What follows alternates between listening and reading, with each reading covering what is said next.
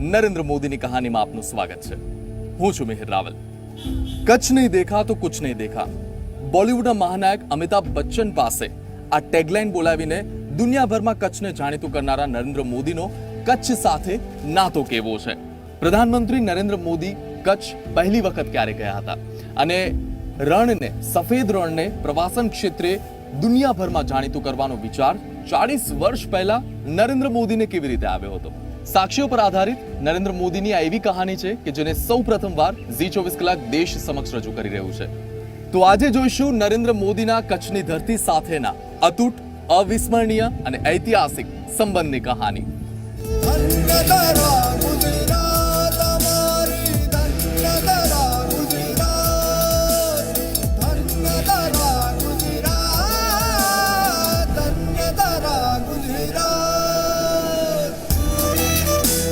નરેન્દ્ર મોદીએ જોયું હતું રણને રિસોર્ટ બનાવવાનું સપનું। પાપાજી કેમ કહેતા કે મોદી સાહેબ કે આ મારા હાથમાં જો સત્તા હોય તો આ રણ એવી વસ્તુ છે કે એનાથી બીવા જેવું નથી, એ દુનિયાને બતાવવું જેવું છે।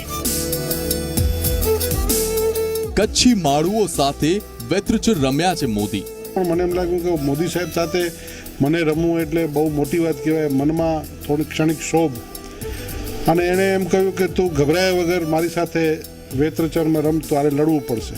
બંનીના ગામમાં ખૂબ ફર્યા છે નરેન્દ્ર મોદી। ભુજની અંદર કાર્યક્રમ થાય આવે તો મારી જવાબદારી હતી તાલુકા કાર્યવાહીની જવાબદારી, તો એમની સાથે જવાનું થાય। 1974માં હિરજીભાઈ સાથે RSSના વર્ગમાં હતા મોદી। નરેન્દ્રભાઈને અમે બે સાથે રહેતા હતા, તે વખતે પણ આપણે નરેન્દ્રભાઈનો ખ્યાલ આવે કે એમને સ્વચ્છતા, સફાઈ, ડિસિપ્લિન કેટલું ગમે છે। ગાંધીધામથી થતી હતી નરેન્દ્ર મોदीના कच्छ प्रवास की शुरुआत। मोदी जी जब भी गांधीधाम आते थे तो गांधीधाम से ही वो कच्छ का दौरा करने निकल जाते थे। यहाँ खुशबू है उत्साह की, उत्सव की, खुशबू है गुजरात की। आपने कच्छ नहीं देखा तो कुछ नहीं देखा। कुछ दिन तो गुजारो गुजरात में। कच्छ नहीं देखा तो कुछ नहीं देखा। બોલિવૂડના મહાનાયક પાસે આ સૂત્ર બોલાવનારા નરેન્દ્ર મોદી પોતાના યુવાની કાળથી જ કચ્છમાં એવી રીતે ફર્યા છે કે જાણે કચ્છ પોતાનું ઘર હોય। કચ્છી માળુઓ સાથે પ્રધાનમંત્રી નરેન્દ્ર મોદીનો સંબંધ તેઓ 2001માં મુખ્યમંત્રી બન્યા ત્યારથી જ નહીં, 47 વર્ષથી પણ વધારે જૂનો છે અને તેના સાક્ષી છે માંડવીના હિરજીભાઈ કારાણી। આમ તો 1965થી સંઘમાં આવ્યું, એટલે સંઘની અવારનવાર જ્યારે મિટિંગો કે બેઠકો થતી ત્યારે નરેન્દ્રભાઈ સાથે મળવાનું થતું, કારણ કે બેઠકો તે રહેતા હતા। 83 વર્ષના હિરજી કારાણી વર્ષ 1965માં રાષ્ટ્રીય સ્વયંસેવક સંઘમાં જોડાયા હતા અને વર્ષ 1971માં પહેલીવાર, એટલે કે આજથી 47 વર્ષ પહેલા નરેન્દ્ર મોદીને મળ્યા હતા। ત્યારે નરેન્દ્ર મોદીની ઉંમર હતી માત્ર 21 વર્ષ। 1974માં સંઘ શિક્ષા વર્ગમાં પણ નરેન્દ્રભાઈ, હું ને બધે ભેગા હતા ને એ દરમિયાન વચ્ચે મને કાર્યાલય ઉપર રહેવાનું થયું, તો નરેન્દ્રભાઈને અમે બે સાથે રહેતા હતા। 2001માં જ્યારે કચ્છમાં આવ્યા ત્યારે તો કોઈ નરેન્દ્રભાઈને પરિચય નહોતો, કોઈ ઓળખતા નહોતા, ત્યારે આપણા ઘરે પણ આવ્યા હતા, પછી આપણા છોકરા સાથે ભૂજ ગયા હતા ને બધું ભૂકંપની કામગીરી જોઈ। પછી નરેન્દ્રભાઈ રાજકારણમાં આવ્યા, CM થયા, એટલે અવારનવાર ગાંધીનગર પર એમને મળવાનું થતું ને વધુમાં વધુ મળવા માટે શ્યામજીની વાત કરતો કે માંડવીના આવા મહાન ક્રાંતિવીર થઈ ગયા છે, એનો સ્મારક થવું જોઈએ। ઇવન શ્યામજી વિશે કોઈને ખબર નહીં, ઇવન ભાનુશાલી સમાજ પણ એટલો બધો સક્રિય નહીં અને વિચાર નહોતો કરે કે અમારા જ્ઞાતિની અંદર આવા મોટા થઈ ગયા છે। નરેન્દ્રભાઈ આ સ્મારકના કામની દ્રષ્ટિએ અવારનવાર આવતા અને જ્યારે આવે ત્યારે આમ પૂછ્યા કરે કે હિરજી કાકા ક્યાં ગયા। એક વખત શું છે એની યાદગીરી કેટલી છે એ જોવા જેવું છે।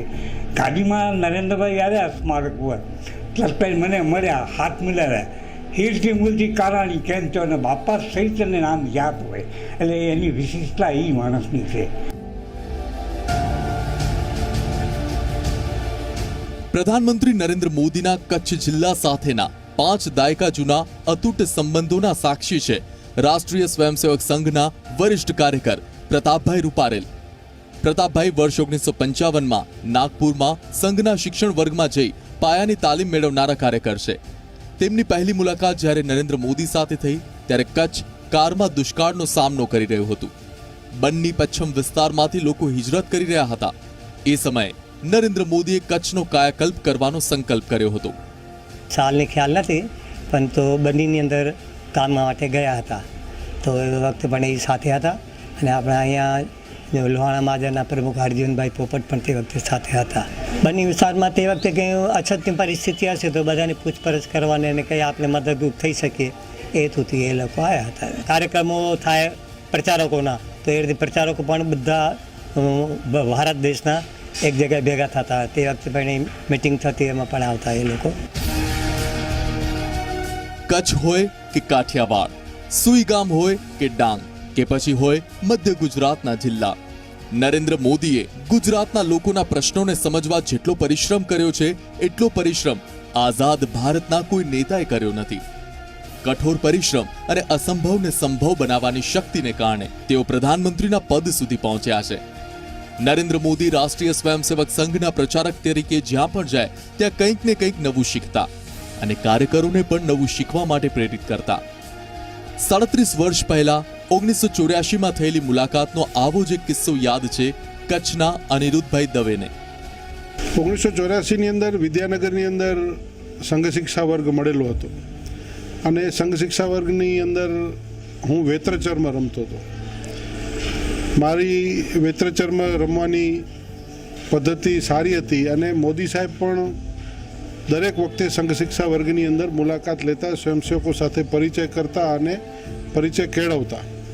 એ દૃષ્ટિએ મોદી સાહેબે મારી સાથે વેત્રચરમાં રમવા માટે, તે વખતે પણ મને એમ લાગ્યું કે મોદી સાહેબ સાથે મને રમવું એટલે બહુ મોટી વાત કહેવાય. મનમાં થોડી ક્ષણિક શોભ, અને એણે એમ કહ્યું કે તું ગભરાયા વગર મારી સાથે વેત્રચરમાં રમ, તારે લડવું પડશે. એટલે સાહેબની સાથે તે વખતે માનનીય નરેન્દ્રભાઈની સાથે વેત્રચરમાં રમ્યો અને એમણે જે પ્રકારે સબાકા ચોટીના માર્યા હતા એ આજ પણ મને યાદ છે કે એમનો જે શીખવવાનો અને રમવાની પદ્ધતિ હતી, ખૂબ સરસ રીતે એ મોદી સાહેબ તે વખતે પણ રમ્યા હતા. પ્રધાનમંત્રી નરેન્દ્ર મોદીના કચ્છ સાથેના દાયકાઓ જૂના સંબંધોના સાક્ષી હતા ભુજના સ્વયંસેવક રસિકભાઈ ઠક્કર. રસિક દાઢીથી જાણીતા રસિકભાઈ તો અત્યારે હયાત નથી, પરંતુ તેમના પુત્ર ઘનશ્યામભાઈ ઠક્કરને બરાબર યાદ છે કે કચ્છને આગળ લઈ જવા કેટલા કટિબદ્ધ હતા નરેન્દ્ર મોદી. આદરણીય નરેન્દ્રભાઈ મોદી ને મારા પપ્પા જે 2010માં દેવ થઈ ગયા, એ બંને વચ્ચેનો નાતો 90ના દાયકાથી હું જોતો આવ્યો છું. નરેન્દ્રભાઈ જ્યારે દિલ્હીમાં ભારતીય જનતા પાર્ટીનો રાષ્ટ્રીય સ્તરે સંગઠનમાં જવાબદારી સંભાળતા હતા, ત્યારે જ્યારે મારા પપ્પાને દિલ્હી જવાનું થયું ત્યારે એની સાથે મળ્યા છે, એનાથી વાતો કરી છે અને એ સમરણો અમારા સાથે એને વાગોડ્યા છે. નરેન્દ્રભાઈને હરિયાણાના સંગઠનની જવાબદારી મળી. નરેન્દ્રભાઈ હરિયાણા રહેતા ને મને બરાબર યાદ છે કે ત્યારે લેન્ડલાઇન ફોન હતા, મોબાઈલ ફોન ન હતા, પણ એ અરસામાં પણ મારા પપ્પા નરેન્દ્રભાઈને વાર તહેવારે ફોન કરતા, નરેન્દ્રભાઈનો પણ વાર તહેવારે મારા પપ્પાને ફોન આવતો. વર્ષ 1971થી કચ્છ સાથે બંધાયેલો નરેન્દ્ર મોદીનો અતૂટ નાતો એ સમયે પણ અકબંધ રહ્યો જ્યારે 1995થી સપ્ટેમ્બર 2001 સુધી તેઓ ભાજપના રાષ્ટ્રીય મહાસચિવ તરીકેની જવાબદારીને લીધે અન્ય રાજ્યોમાં સક્રિય હતા. પરંતુ 26 જાન્યુઆરી 2001 અને શુક્રવારનો એ દિવસ કચ્છના લોકો માટે ખૂબ મોટી આફત સાથે ઉગ્યો. એ દિવસે દેશ આખો 52મો પ્રજાસત્તાક દિવસ ઉજવી રહ્યો હતો. સવારે 8:46 કચ્છમાં 7.7ની તીવ્રતાનો ભયાનક ભૂકંપ આવ્યો. 90 સેકન્ડ સુધી ધરતી ધ્રુજતી રહી. આ ભૂકંપથી આખું કચ્છ તહેસ નહેસ થઈ ગયું. કુદરતે લોકોના માથા પરથી છત છીનવી લીધી. કાટમાળમાં ફેરવાઈ ગયેલું કચ્છ કેવી રીતે બેઠું થશે તે આખા ગુજરાત માટે મોટો પ્રશ્ન હતો. કચ્છના લોકોના આ દુઃખમાં પણ દેવદૂત બનીને આવ્યા નરેન્દ્ર મોદી. મેં કીધું સાહેબ હવે શું થશે? મને કે કુદરત કરશે તો બધું સારું થશે. અને જોગાનું જોગ એ દેશ ગુજરાતના મુખ્યમંત્રી બન્યા અને આપણા નસીબ કેન્દ્રમાં ભાજપની સરકાર આવી હતી, ગુજરાતમાં એમની સરકાર આવી, અને આજે જે આપણે ડેવલપમેન્ટના ફળ ચાખી રહ્યા છીએ એ ડેવલપમેન્ટના ફળ આપણે જે ચાખી રહ્યા છીએ એનું કોઈ પણ મુખ્ય કોઈ નિમિત્ત હોય તો એ નરેન્દ્રભાઈ મોદી છે. અડધો કલાક થયો છે અને મારા લેન્ડલાઇન નંબર ઉપર ફોન આવ્યો, નરેન્દ્ર મોદી બોલું છું. એટલે મને લાગ્યું કે સાહેબ તો દિલ્હી છે, અહીંયા ક્યાંથી હોય. અને પછી કહ્યું કે કચ્છનો ભૂકંપ આવ્યો, રાધનપુરની સ્થિતિ શું છે. એટલે દિલ્હીમાં બેઠા પણ રાધનપુર પણ કચ્છને અડીને આવ્યું છે એટલે પ્રશ્ન હશે. તાત્કાલિક બીજી વાત એમણે કહી કે કચ્છની જે સ્થિતિ દેખાય છે, જે સમાચાર મેં લીધા છે એ પ્રમાણે જો સામખિયાળીનો પુલ ડેમેજ થશે તો આવવાનો રસ્તો માત્ર રાધનપુર હશે. તો કચ્છના લોકોને અહીંયા હોસ્પિટલ બનાવવી જોઈએ અને અહીંયા એમની સારવાર માટેની સુવિધા ઊભી કરવી જોઈએ. બાકી ગુજરાતનું બાકીના સેતુ બધા તૂટી જશે.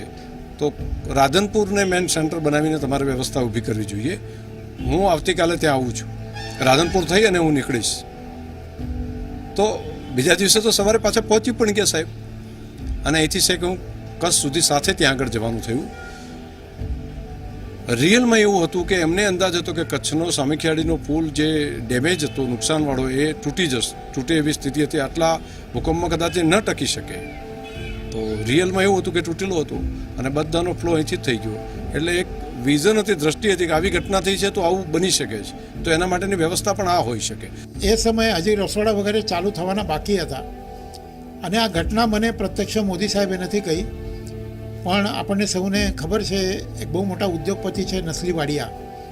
તો એ નસલીવાડિયા પણ ભૂકંપના 5મા 6ઠા દિવસે કચ્છમાં આવ્યા હતા નાનાજી દેશમુખ સાથે. ત્યારે એમની સાથે આખો દિવસ ફરવાનો અવસર મને મળ્યો હતો અને એ દરમિયાન મોદી સાહેબનો એક પ્રસંગ એમને મને કહ્યો હતો. એમણે કીધું કે 26 તારીખે રાત્રે મોદી સાહેબનો મારા ઉપર ફોન આવ્યો લગભગ 10-10:30 વાગે. તો મને ખબર નહોતી કે શું બન્યું છે. તો એમણે કીધું કે નસલી કે કચ્છમાં અને ગુજરાતમાં ભૂકંપ આવ્યો છે, તમે શું કરી શકશો. તો એમણે કીધું કે મારી પાસે શું અપેક્ષા છે. તો એમણે કીધું કે મને બિસ્કિટ જોઈએ. તો બિસ્કિટ જોઈએનો મતલબ છે કે એકાદ બિસ્કિટ જોઈએ એવો મતલબ થાય. તો એમણે કીધું કે સાહેબ કેટલું જોઈએ, મારું ગોડાઉન તમારું છે. તો એમણે એ વખતે કહ્યું હતું કે મને 10 લાખ કાર્ટૂન જોઈએ છે. અને મને યાદ છે કે ભૂકંપ પછી 6-7 મહિના સુધી કચ્છમાં તમે ક્યાંય પણ જાઓ તો બ્રિટાનિયા બિસ્કિટનું પેકેટ તમને જોવા મળતું હતું દરેકના હાથમાં. તો આ મોદી સાહેબની દીર્ઘદૃષ્ટિ હતી અને કચ્છના કોઈ લોકોને પણ કદાચ આ ખબર નહીં હશે કે આટલી મોટી સંખ્યામાં બિસ્કિટ કેવી રીતે આવ્યા છે. તો આ મોદી સાહેબની દીર્ઘદૃષ્ટિ હતી. કદાચ કોઈને પણ પૂછવામાં આવે કે તમને કેટલા બિસ્કિટ જોઈએ તો આપણે કેટલા માગી શકીએ. તો મોદી સાહેબનું આ વિઝન હતું કે ભૂકંપ આટલો મોટો થશે, બાળકો સુધી, પેશન્ટ સુધી કઈ ખાવાની વસ્તુ પહોંચવી જોઈએ. આરએસએસના કાર્યકર તરીકે કચ્છમાં કામ કરી ચૂકેલા નરેન્દ્ર મોદીને 2001ના ભૂકંપ પછી જ્યારે કચ્છી માળુએ એક મુખ્યમંત્રી તરીકે તેમની વચ્ચે જોયા ત્યારે તેમને લાગ્યું કે આપણો માણસ આપણને બચાવવા માટે આવ્યો છે. અને આ આશા પર ખરેખર ખરા ઉતર્યા નરેન્દ્ર મોદી. અને કચ્છને બેઠું કરવામાં તેમણે જે કરી બતાવ્યું છે એને ખરેખર દુનિયા જોતી રહી ગઈ. કચ્છના એ ભૂકંપમાં જ્યાં જુઓ ત્યાં કાટમાળ જ કાટમાળ દેખાતો હતો. ગાડી લઈને એક સ્થળેથી બીજા સ્થળે જવું મુશ્કેલ જ નહીં, અસંભવ બની ગયું હતું. સંકટના એ સમયમાં પણ નરેન્દ્ર મોદી મોટરસાયકલ પર સમગ્ર કચ્છ જિલ્લામાં ફર્યા હતા અને કચ્છને બેઠું કરવા માટે રાત દિવસ કામ કર્યું હતું. સ્કૂટર કે મોટરસાયકલ ઉપર ફરવાનું કારણ પણ હતું. એ વખતે એમની પાસે ગાડી ઉપલબ્ધ હતી. પરંતુ આપણને સૌને ખબર છે કે આખું જે પ્રકારે ક્યારેક ડિમોલિશન થાય એ પ્રકારે આખું ભુજ ધ્વસ્ત થઈ ગયું હતું. જૂનું ભુજ, કોઈ મકાનો બાકી રહ્યા નહોતા જૂના ભુજમાં. દરેક જગ્યા મલબાના એકદમ ઢેર ને ઢેર પડેલા હતા. એવા સમયે ગાડી દ્વારા પ્રવાસ કરવો અશક્ય હતું અને પ્રત્યક્ષ સ્થિતિનો તાગ મેળવવા માટે તે વખતે અખિલ ભારતીય મહામંત્રી હતા. તો ભુજની કોઈ પણ ગલી મોહલ્લો એવો બાકી નહોતો કે જ્યાં મોદી સાહેબ ગયા નહોતા. એ વખતે હું કચ્છનો વિભાગ પ્રચારક હતો. તો મારું સદભાગ્ય હતું કે ભુજના દરેક ગલી ખૂચે ખૂણા ખાચરામાં મોદી સાહેબ યોજનાપૂર્વક અને પ્રત્યક્ષ સ્થિતિનો તાગ મેળવવા માટે, મેં કીધું ને સંવેદનશીલતા છે, કોઈ ગલી મોહલ્લામાં શું સ્થિતિ છે એ સ્થિતિ જાણવા માટે મોદી સાહેબ આખું ભુજ તે દિવસે મને યાદ છે કે લગભગ 2.5 થી 3 કલાક એ મોટરસાયકલ ઉપર ફર્યા હતા. એક જગ્યાએ એમની ગાડી પાર્ક કરી દીધી હતી અને અમે લોકો ભુજના ખૂણે ખૂણે એ ફર્યા હતા. એ ભૂકંપ પછીનો લગભગ 6 કે 7મો દિવસ હશે અને એ દરમિયાન એ કદાચ 3જી વાર એ ભુજમાં આવ્યા હતા. ભુજના પહેલા જ દિવસે એટલે 27 તારીખે પણ આવ્યા હતા. 26 તારીખે ભૂકંપ થયો હતો અને 27 તારીખે સવારે આવ્યા હતા. એ પોસ્ટ ભૂકંપની જે સ્થિતિ હતી ભૂકંપ પછીની એની પ્રત્યક્ષ જાણકારી લેવા આ પ્રકારે એમણે પ્રવાસ કર્યો હતો. પોતાને મળેલી રાષ્ટ્રીય મહાસચિવ તરીકેની જવાબદારી વચ્ચે પણ નરેન્દ્ર મોદીએ સતત 8 મહિના સુધી કચ્છમાં કામ કર્યું અને પછી કચ્છને બેઠું કરવાની સંપૂર્ણ જવાબદારી માટે ભારતીય જનતા પાર્ટીએ તેમને સોંપી ગુજરાતના મુખ્યમંત્રી તરીકેની કમાન. એ દિવસ હતો 7 ઓક્ટોબર 2001નો રવિવાર. નરેન્દ્ર દામોદરદાસ મોદી, હું સાચી શ્રદ્ધા અને નિષ્ઠા ધરાવીશ. ભૂકંપ વખતે લગભગ બધી જગ્યાએ કોઈ સારી વ્યવસ્થા બેસવા માટે ન હતી, એટલે સંઘ દ્વારા સંઘની બધી સંસ્થાઓને સાથે રાખીને એક બેઠક કરી અને એ બેઠકની અંદર કાર્યપદ્ધતિ અને સેવા ભારતીનું નિર્માણ કરવું એ નિર્ણય જેમાં લેવાનો હતો એ બેઠક મારા ઘરે ગોઠવણી હતી. કચ્છના ચોબારી ગામના રામજીભાઈ મેણિયા, આરએસએસના અગ્રણી પ્રતાપભાઈ રૂપારેલ, ધોરડો ગામના મિયા હુસેન ગુલબેગ, 83 વર્ષના હિરજીભાઈ કારાણી, ગાંધીધામના મધુકાંતભાઈ શાહ અને પીકે મુખર્જી પરિવાર. આ એ પરિવારો છે, આ એ લોકો છે કે જેમણે નરેન્દ્ર મોદીને કચ્છના સુખ દુઃખમાં સહભાગી થતા જોયા છે. કચ્છ એ દિવસ ક્યારે નહીં ભૂલે જ્યારે ભૂકંપ પછીની પહેલી દિવાળીએ નરેન્દ્રભાઈ ચોબારીમાં ધ્રુસકે ધ્રુસકે રડ્યા હતા. 2001માં ગુજરાતના મુખ્યમંત્રી બન્યા પછી નરેન્દ્ર મોદી સામે કચ્છને ઝડપથી બેઠું કરવાનો મોટો પડકાર હતો. કચ્છના દરેક તાલુકામાં અને સૌથી વધુ પ્રભાવિત ગામોમાં તેમણે વિશેષ ધ્યાન આપ્યું. ગુજરાતના કર્તવ્યનિષ્ઠ અધિકારીઓને કચ્છમાં કામ કરવા માટે મોકલ્યા. લોકોના દુઃખમાં સહભાગી થવા ભૂકંપ પછીની પહેલી દિવાળી તેમણે ખુદ ભચાઉના ચોબારી ગામમાં રહી સાદગીથી ઉજવી. વિનાશક ભૂકંપનું કેન્દ્રબિંદુ ભચાઉ હોવાથી સૌથી વધુ ખાના ખરાબી આજુબાજુના ગામડાઓમાં થઈ હતી. એ પહેલી દિવાળી પર નરેન્દ્ર મોદીની આંખોમાં આંસુ હતા અને તેના સાક્ષી હતા ચોબારીના ગ્રામજનો. એમને આ ચોબારી ગામ પ્રત્યે જે લગાવ હતો એ અમે જાતે નિહાળ્યો છે. એના પછી પણ 2011ની વાત કરું તો એમ પણ કહેવામાં આવ્યું હતું કે ચોબારીની સ્થિતિ શું છે, જ્યાં મેં મુલાકાત લીધી હતી 2001ની. તો એ સમયે મારી પાસે એકમાત્ર અહીંયાના ફોટોગ્રાફ્સ હતા અને મેં એમને બતાવ્યા કે ભાઈ આ પ્રકારનો જે છે. તો મને કહેવામાં આવ્યું કે તમે અત્યારનું ચોબારી ને પહેલાંનું ચોબારી કેવું હતું, તો એ સરખામણી કરીને મેં એક એક્ઝિબિશન કર્યું હતું ભચાઉમાં સદભાવના મિશન વખતે અને એ જાણીને ખૂબ જ એમણે રાજીપો વ્યક્ત કર્યો હતો કે આ ગામડો હવે ડેવલપ પામી રહ્યા છે. એમણે સૌ પ્રથમ ધરતીકંપમાં કચ્છને બેઠું કરવા માટે જે પ્રયાસો કર્યા અને કચ્છ બેઠું થયું છે. આજે આપણે જોઈએ છીએ નર્મદાનું પાણી મળ્યું, પાવર પ્રોજેક્ટો મળ્યા અને વીજળીને પાણી આવ્યા પછી કચ્છને જે પણ લાભ થયો છે એ લાભમાં ખરેખર મૂળમાં હોય તો નરેન્દ્રભાઈ મોદી છે. સમગ્ર વિશ્વ એ વાતનું ગવાહ છે કે નરેન્દ્રભાઈ મોદીએ એક જ વર્ષમાં કચ્છને બેઠું કરી દીધું હતું. નવા મકાનોનું બાંધકામ, નવી વસાહતોનું બાંધકામ, નવી બજારોનું બાંધકામ, નવી શાળાઓનું બાંધકામ. ભૂકંપના 1 વર્ષ પછી કચ્છની તસવીર એવી રીતે બદલાઈ કે દુનિયા આખી જોતી રહી ગઈ. મોદી હૈ તો મુમકિન હૈ, આ સૂત્ર પર લોકોને કચ્છની કામગીરી જોઈને જ ભરોસો બેસી ગયો હતો. 20મી જાન્યુઆરી જ્યારે મેં દિલ્હીમાં જઈને પ્રધાનમંત્રી સામે રિપોર્ટિંગ કર્યું કમ્પ્લીટ કે આટલું અમે પૂરું કર્યું છે. વિશ્વભરની એમ્બેસીને બોલાવી હતી, મેં એમની સામે પ્રેઝન્ટેશન કર્યું હતું કે દુનિયાના દેશોએ ગુજરાતને જે મદદ કરી હતી આ અમારું કામ. અને આખા દેશના મીડિયાએ સકારાત્મક નોંધ લીધી હતી कि 1 वर्ष में गुजरात क्या थी क्या पहुंची. जैसे ही मुख्यमंत्री बने उन्होंने सबसे पहले काम यही किया कि पाइप के द्वारा कच्छ तक पानी लाने की व्यवस्था की, जिससे बहुत ही राहत मिली. बिजली का भी उन्होंने बहुत ध्यान दिया क्योंकि उस टाइम उन्होंने देखा कि हम किस किस मुसीबत में पड़े थे. ભૂકંપમાંથી કચ્છને બેઠું કર્યા બાદ નરેન્દ્ર મોદીએ કચ્છને આર્થિક રીતે સમૃદ્ધ બનાવવાનો સંકલ્પ કર્યો. કચ્છના લોકોને ધંધા રોજગાર મળી રહે તે માટે દુનિયાભરની કંપનીઓને કચ્છમાં આવવા આમંત્રણ આપ્યું. વર્ષ 2001 થી 2010 સુધીના સમયગાળામાં તેમણે પ્રવાસનને વેગ આપવા માટે પણ એટલું મોટું કામ કર્યું કે તેનો લાભ આજે માત્ર કચ્છને જ નહીં સમગ્ર ગુજરાતને મળી રહ્યો છે. ધોરડોના સફેદ રણને આંતરરાષ્ટ્રીય પ્રવાસન સ્થળ બનાવવાનું સપનું નરેન્દ્ર મોદીએ આજથી 40 વર્ષ પહેલા અને તેઓ પ્રથમવાર મુખ્યમંત્રી બન્યા તેના 20 વર્ષ પહેલા જોયું હતું.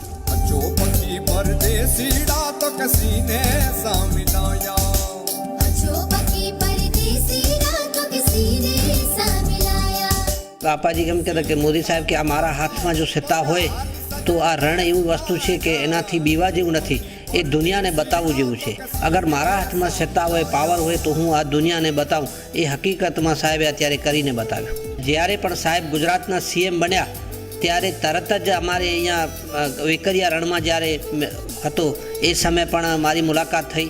પછી સાહેબે કીધું કે ધોરડોનું જે રણ છે એને આપણે આગળ દુનિયાને બતાવવું છે, એનાથી આખા કચ્છ ઓલ ઓવરને રોજગારી મળે એવા બધા આપણે ટુરિઝમને આગળ એને પ્રમોટ કરી અને અમિતાભ બચ્ચનને લાવ્યા પણ સાહેબ. અને આખું આ જે રણ છે એના વિશે કે કઈ રીતે અમારો ખૂબ વિકાસ થયો. અને એ જે સાહેબના પ્રયાસો હતા મેન કે લોકલને રોજગારી મળે અને આ એક સારી સુંદર વસ્તુ જે દુનિયામાં ક્યાં નથી એ આખી દુનિયા જોઈને આવે. તો એ ખરેખર અમને એમ ના તો કે આ રણ છે એનું કોઈ આ હદે જશે કે આજે અમારે ઇન્ટરનેશનલ લેવલે અમારી ગામની પ્રખ્યાતિ થશે, અમારો ખૂબ વિકાસ થયો છે. અમે ક્યારે કલ્પના ન કરી હતી કે અમારો એટલો વિકાસ થશે. એ અમારા ગામનો વિકાસ થયો છે. એ સાહેબની એક સોચ હતી અને સાહેબના જે જૂનું રણ જોઈ અને વડીલોના જે સંબંધો હતા હું એમ માનું છું એ આજે અમને કામ લાગ્યા છે. 20 ડિસેમ્બર 2010ના દિવસે તત્કાલીન મુખ્યમંત્રી નરેન્દ્ર મોદીએ ગેટવે રન રિસોર્ટ એટ ધોરડોનું લોકાર્પણ કરી સાબિત કરી બતાવ્યું કે જે રણને કચ્છના લોકો અભિશાપ ગણે છે તે ખરેખર કુદરતના આશીર્વાદ છે. આફતને અવસરમાં ફેરવવાની તાકાત ધરાવતા નરેન્દ્ર મોદીની દીર્ઘદ્રષ્ટિનું આ પરિણામ છે. હવે અહીં ફરવા માટે લોકોમાં એટલો બધો ક્રેઝ છે કે વર્ષ 2017-18નો નેશનલ ટુરિઝમ એવોર્ડ આ સ્થળને મળ્યો છે. એવોર્ડ સ્વીકારતા ધોરડો ગામના સરપંચ મિયા હુસેન ગુલબેગની આ તસવીરો જુઓ. નરેન્દ્ર મોદીએ કઈ રીતે ધોરડોથી કચ્છની તસવીર બદલી તેના સાક્ષી છે મિયા હુસેન ગુલબેગ. ભૂકંપ પછી અને જ્યારથી મોદી સાહેબનું શાસન આવ્યો ત્યાર પછી જે અમારા બંને વિસ્તારનું ને જે આ વિસ્તારનું જે વિકાસ થયો છે એની અમે ક્યારે પણ કલ્પના ન કરી હતી કે આટલો અમારો વિકાસ થશે. ખૂબ વિકાસ થયો છે. ભૂકંપ પછી કચ્છનો કાયાકલ્પ કરવા નરેન્દ્ર મોદી બીજું પણ એક ઐતિહાસિક કામ કર્યું જેને કચ્છના લોકો સદીઓ સુધી નહીં ભૂલી શકે. એ કામ એટલે નર્મદાનું પાણી કચ્છ સુધી પહોંચાડવાનું વિરાટ કાર્ય. ક્યાં સરદાર સરોવર ડેમ અને ક્યાં કચ્છનો ટપ્પર ડેમ. 483 કિલોમીટરનું અંતર છે આ બંને ડેમ વચ્ચે. પરંતુ નર્મદાનું પાણી અહીં લાવીને નરેન્દ્ર મોદીએ સાબિત કરી બતાવ્યું કે તેઓ એવા જ કામ કરવા માટે આવ્યા છે જેની કલ્પના કરવી પણ બીજા લોકો માટે અસંભવ છે. આજે આપણે જોઈએ છે કે ટપ્પર ડેમ સુધી નર્મદાની કેનાલ આવી ગઈ છે. લગભગ કેનાલનું કામ પૂરું થયું છે. 5 કિલોમીટર મોડકુંબા સુધી બાકી છે, એ પણ પૂરું થશે. સતત નજર એમની કચ્છના પ્રત્યે વિશેષ પ્રેમ અને કહેતા કે મને એમ લાગે છે કે કાં હું કચ્છની માના ખોળે જન્મ હોઈશ અને કાં હવે જન્મ લેવાનો હોઈશ કચ્છની માતાના ખોળે, પણ એમ કે મને આટલો બધો કચ્છ માટે પ્રેમ અને ખાલી ભાષણમાં કે બોલવામાં નહીં પણ કોઈ પણ વ્યક્તિ એમની પાસે જાય, પોતે દેશ વિદેશમાં ગમે ત્યાં ફરતા હોય કચ્છને ચોક્કસ યાદ કરે. અને જ્યારે એમનું પહેલું એમને મુખ્યમંત્રી તરીકે કચ્છની અંદર પહેલું સંમેલન કર્યું હતું, કૃષિ સંમેલન, એ મને આજે બી યાદ છે. અને કૃષિ સંમેલનમાં એ બોલ્યા હતા કે ખેડૂતોને કીધું કે તમારે પાકને પાણી પાવું છે કે જમીનને પાણી પાવું છે, આવો પ્રશ્ન કર્યો. અને એમને કીધું કે આ ધોરિયા વાટે જે તમે પાણી આપો છો એ પાણીનો કેટલો બધો વ્યય થાય છે. પાણી એ તો પારસ છે અને તમે ડ્રીપ ઇરિગેશન અપનાવો. આજે આપણે જોઈએ છે 70-80% લોકોએ ડ્રીપ ઇરિગેશન અપનાવ્યું છે અને જેને પરિણામે આજે આપણી કચ્છની ખેતી તમે જુઓ કે બાગાયતી ખેતીમાં કચ્છ નંબર 1 થઈ ગયું છે. કચ્છની કેરીઓ આરબ દેશોમાં એક્સપોર્ટ થાય અને કચ્છના તરબૂચ જમ્મુ કાશ્મીર જાય. આ સપનું ખેડૂતો કચ્છના ક્યારે જોઈ શકે? ત્યારે જ જ્યારે નર્મદાનું પાણી કચ્છની ધરતી પર પહોંચે. અને આ કામ કરી બતાવ્યું નરેન્દ્ર મોદીએ. સરદાર સરોવર ડેમનું પાણી જ્યારે કચ્છના ટપ્પર ડેમમાં કેનાલ મારફતે લઈ જવાનો સંકલ્પ નરેન્દ્ર મોદીએ કર્યો ત્યારે એ દિવસ કચ્છ માટે સોનાનો સૂરજ લઈને ઉગ્યો હતો અને એ સોનાના સૂરજના કિરણો હજુ સુધી માત્ર કચ્છને નહીં ગુજરાતને ચમકાવી રહ્યા છે. નર્મદાનું પાણી કચ્છ સુધી પહોંચતા ફાયદો એ થયો કે કૃષિ ક્ષેત્રમાં કચ્છ ગુજરાતના ખેડૂતો માટે આદર્શ જિલ્લો બની ગયો. અહીંની કેરીઓ, અહીંની ખારેક અને કચ્છના તરબૂચ વિદેશમાં એક્સપોર્ટ થાય છે. ગુજરાતને મળેલા વિઝનરી નેતૃત્વની કમાલ છે. પ્રધાનમંત્રી બન્યા પછી નરેન્દ્ર મોદી આ જિલ્લાને ભૂલ્યા નથી. તેમના માર્ગદર્શનમાં કચ્છમાં દેશનો સૌથી મોટો ઉર્જા જનરેશન પાર્ક તૈયાર થઈ રહ્યો છે. વિગાકોટની 72,600 હેક્ટર જમીન પર તૈયાર થઈ રહેલો આ પાર્ક વિકાસની નવી ઉર્જા પૂરી પાડશે અને કચ્છને નવી ઊંચાઈઓ પર લઈ જશે. તો આથી કચ્છની ધરતીથી ગુજરાતની જુબાની નરેન્દ્ર મોદીની કહાની. આવતીકાલે જોઈશું ભરૂચના લોકોની જુબાની નરેન્દ્ર મોદીની કહાની. આવતીકાલે સાંજે 5 વાગે જોવાનું ચૂકતા નહીં. ગુજરાતની જુબાની નરેન્દ્ર મોદીની કહાની. स्पेशल पार्टनर गुजरात टूरिज्म, खुशबू है गुजरात की.